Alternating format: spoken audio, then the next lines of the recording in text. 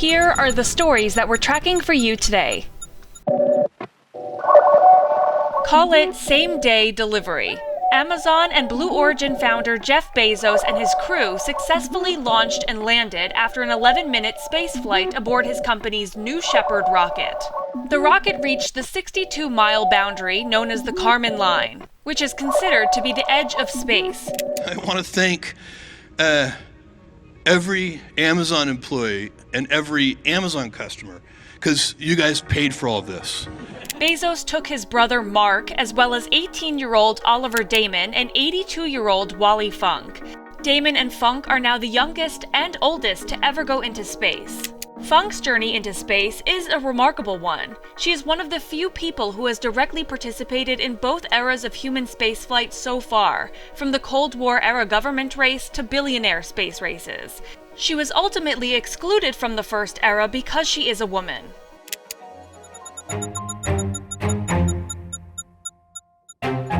Republicans ratcheting up the partisanship on Capitol Hill. Gasp.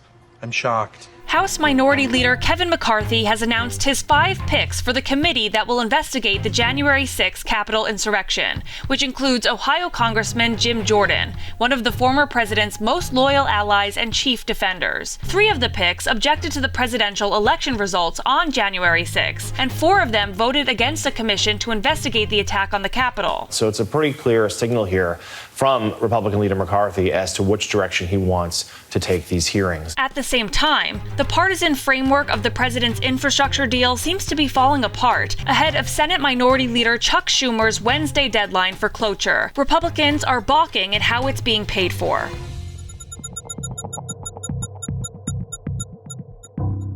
Olympics in limbo. The chief of the Tokyo 2020 Organizing Committee is not ruling out an 11th-hour cancellation of the Olympic Games amid Japan's COVID-19 surge. This as more athletes are testing positive and major sponsors are jumping ship ahead of Friday's opening ceremony. The Summer Games were already postponed last year because of the pandemic. Earlier this month, Japan decided that participants would compete in empty venues to minimize health risks.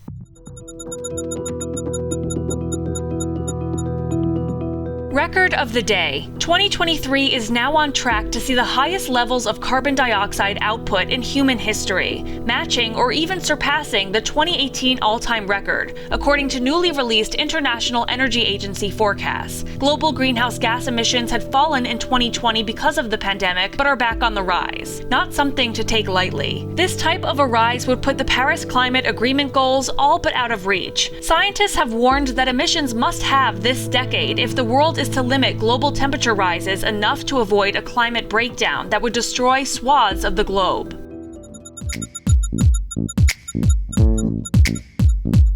Airbnb for pools? Yes!